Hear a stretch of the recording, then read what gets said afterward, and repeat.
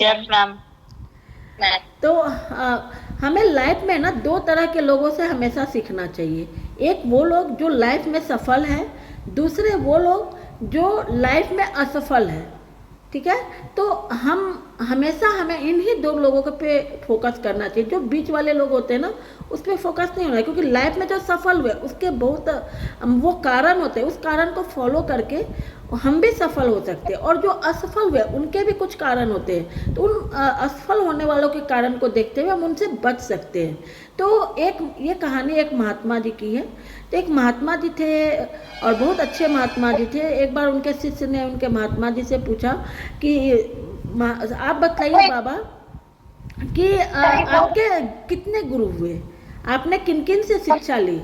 तो उन्होंने मुस्कुराते हुए कहा कि बेटा मेरे तो बहुत सारे गुरु रहे ज़िंदगी में, तो लेकिन मेरे 3 गुरु महत्वपूर्ण रहे। मैं आज तुमको उसके बारे में बतलाता हूँ कि जब मैं नया नया मतलब कि महात्मा बना था, तो मैं एक गांव से निकला। से मुझे अपने ज्ञानी होने का बहुत अहंकार था।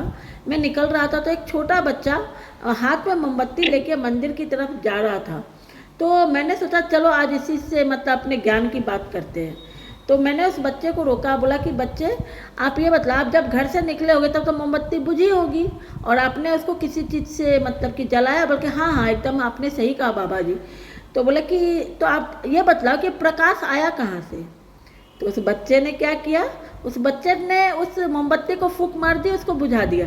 और उन्हें उसने तुरंत बाबा जी से पूछा, आप ये बतलाओ बाबा जी अब ये प्रकाश गया कहाँ।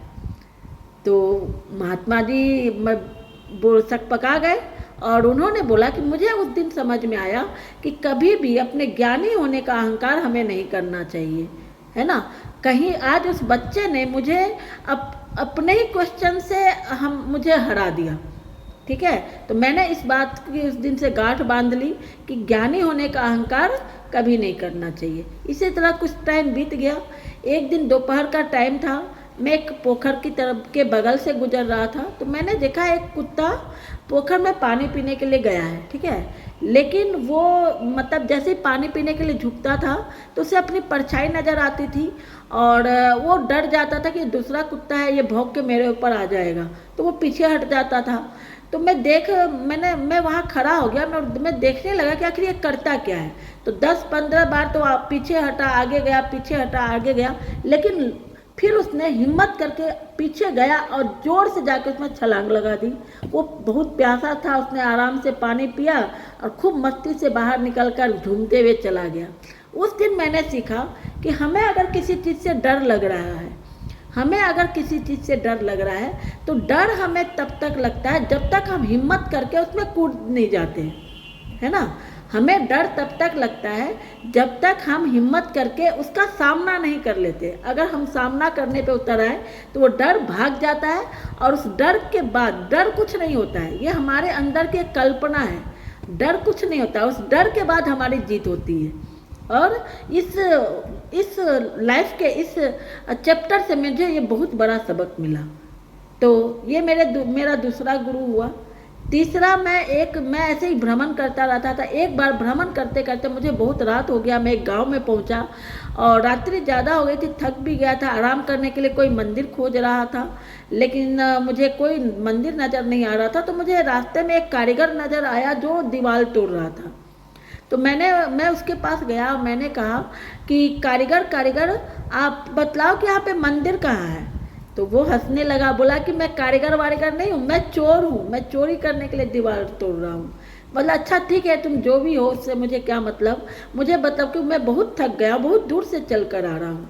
तो अगर कोई मंदिर है तो बतला दो, मैं आराम कर लेता हूँ। बल्कि अब तो मंदिर के दरवाजे भी बंद हो गए होंगे बाबा जी। तो अगर आप अच्छा समझते हो तो मेरा घर पास में ही है, चलो आप मेरे घर आराम कर सकते हो, लेकिन इतना याद रखना मैं चोर हूँ। तो मुझे तो क्या मतलब दिक्कत थी, चोर हो या महात्मा, मुझे तो आराम करने से मतलब था। मैं उसके साथ चला गया और उसके घर में गया, और मतलब कि वहाँ आराम करने के लिए रुका। मेरी तबीयत कुछ ख़राब हो गई, मैंने कहा कि 3-4 दिन क्या मैं आप तुम्हारे पास रुक सकता हूँ। तो बोला कि हाँ क्या दिक्कत है, कोई बात नहीं है, बस मैं चोर हूँ, सो तो हूँ ही। तो ठीक है भाई। तो दूसरे दिन मैंने देखा कि मतलब भोला भाला आदमी था लेकिन चोरी करता था। मैंने दूसरे दिन देखा कि वो चोरी पर जाने से पहले भगवान की प्रार्थना कर रहा था कि हे भगवान आज मैं चोरी करने में सफल हो जाऊं, और ये सोच के वो निकला। 2-3 दिन तक तो उसे कोई चोरी वो नहीं कर पाया, लेकिन मैंने देखा वो जब भी वापस आता था ना खुश मन से आता था, ये आशा के साथ आता था कि कल मुझे मेरा काम सफल हो जाएगा। तो इसके चौथे दिन वो चोरी कर सका, बहुत खुश था। और तब मुझे उस चोर से ये समझ में आया कि किसी भी काम को अगर हम निरंतरता से करते, लगातार करते, पॉजिटिव माइंडसेट के साथ करते तो हमें सफलता जरूर मिलती है ना। मैंने फिर उस चोर से कहा देखो चोर, तुम मतलब कि चोरी करने में सफल है, बहुत अच्छी बात है, तुम एक अच्छे आदमी हो, लेकिन मैं ये बात राजा को तो बतलाऊंगा, तुम्हें अच्छा लगे या खराब लगे। तो बोला ठीक है भाई। मैं दूसरे दिन राजा के पास उसको लेकर गया और बतलाया कि ऐसे ऐसे ये चोरी करता है। तो राजा उसकी ईमानदारी पे, मतलब उसने अपने आप को सबमिट किया उसकी ईमानदारी पे। राजा ने उसको एक मौका और दिया अच्छी लाइफ को जीने का। और फिर मैं उसके बाद तो उधर कभी गया नहीं। वो अच्छा आदमी रहा क्या रहा मुझे नहीं पता, लेकिन उसकी ज़िंदगी से मुझे ये मिला कि निरंतरता बहुत ज़रूरी है लाइफ में। कोई भी काम हम स्टार्ट करें, अगर उसको लगातार हम करेंगे, मान लिया कि कभी हमें सफलता पाने में टाइम लग सकता है, लेकिन लगातार अगर करते रहेंगे ना तो सफलता निश्चित है। तो इस तरह से जिंदगी भी, ये जिंदगी हमें है ना हर समय सिखलाती जाती है। अगर हम अपने लाइफ पे गौर करें, एक छोटे बच्चे से भी हम सीख सकते हैं, है ना, एक जानवर से भी सीख सकते हैं, और किसी बुरे इंसान से भी अच्छी बातें सीख सकते हैं। जिंदगी का हर पहलू हमें कुछ ना कुछ सिखलाता है ना। और इस स्टोरी में हमने क्या सीखा? सबसे पहला हमने सीखा कि हमें कभी भी ये नहीं समझना चाहिए कि हम बहुत बड़े ज्ञानी हो गए, अब तो बहुत टाइम हो गया, मुझे तो सब कुछ आ गया है। ठीक है, अगर हमने जिस दिन ये सोच लिया ना, उस दिन हमारी लाइफ में जो हमारा आगे बढ़ने का रास्ता है वो ब्लॉक हो जाएगा, हम वहीं के वहीं रुक जाएंगे। ठीक है, दूसरे लेसन से हमने क्या सीखा कि किसी चीज़ से हमें डर लग रहा है, मान लिया कि किसी को मतलब कैमरा फेस करने में डर लग रहा है, किसी को बोलने में डर लग रहा है, किसी को बात करने में डर लग रहा है ना, तो हम उस डर पे तब तक विजय नहीं प्राप्त कर सकते हैं जब तक हम उस काम को कर न लें, उसको करना स्टार्ट नहीं कर दें। ठीक है, हम मोदी केयर में आए हैं, जब तक हम मोदी केयर में मतलब कि बात करना शुरू नहीं कर देंगे, प्रोडक्ट के बारे में बोलना नहीं शुरू कर देंगे, सीखना नहीं शुरू कर देंगे बार बार लगातार, तो हम, या फिर हमें कभी डेमो करने कहा जा रहा है, कभी कुछ बोलने कहा जा रहा है, तो वो हम नहीं, हमें डर लग रहा है, तो डर कैसे खत्म होगा? उसको करके ही डर खत्म होगा। ठीक है, तो हमें डर खत्म करने का सबसे बड़ा तरीका क्या है? उस काम को कर लेना, उस काम को कर लेना डर को खत्म कर देता है। ठीक है, तीसरा हमने सबसे बड़ा लेसन सीखा, निरंतरता, कंसिस्टेंसी। कंसिस्टेंसी लाइफ में सफलता की कुंजी है। आप कोई भी काम लगातार बार बार करोगे तो आपको सफलता मिलनी ही मिलनी। आज आप यहाँ हो, कल दूसरी कंपनी में चले गए, तीसरी बाद में आपने छोड़ दिया, मतलब कि कभी कर रहे हो कभी नहीं कर रहे हो, कभी आ रहे हो कभी जा रहे हो, तो आप कभी कहीं नहीं पहुँच पाओगे।